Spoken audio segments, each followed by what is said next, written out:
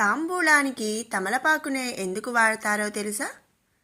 హిందూ ధర్మంలో తమలపాకులను అష్టమంగళాలలో ఒకటిగా భావిస్తారు. అసలు ఈ అష్టమంగళాలు అంటే పూలు, అక్షంతలు, ఫలాలు, వక్క, వస్త్రం, తమలపాకు, దీపం, ఇంకా కుంకుమ.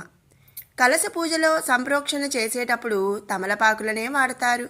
పూజలలో, నోములలో, వ్రతాలలో తమలపాకు మొట్టమొదట ఉండవలసినదిగా భావిస్తారు.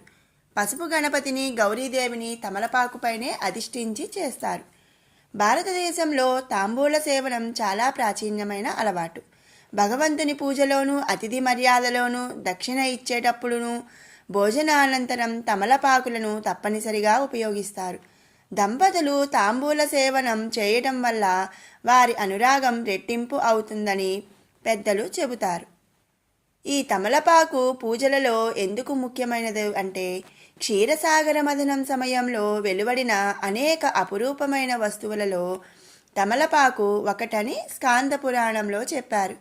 శివపార్వతులే స్వయంగా తమలపాకు చెట్లను హిమాలయాలలో నాటారని జానపద కథలు చెబుతున్నాయి. తమలపాకు యొక్క మొదటి భాగంలో కీర్తి, చివరి భాగంలో ఆయువు, మధ్య భాగంలో లక్ష్మీదేవి నిలిచి ఉంటారని మన పెద్దలు చెబుతున్నారు.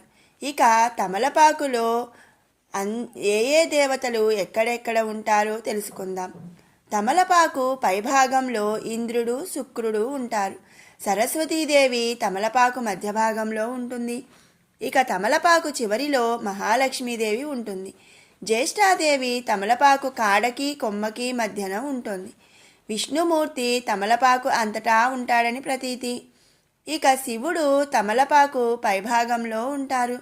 తమలపాకులోని ఎడమవైపున పార్వతీదేవి, మాంగళ్యదేవి ఉంటారు. భూమాత తమలపాకుకు కుడి భాగంలో ఉంటుంది.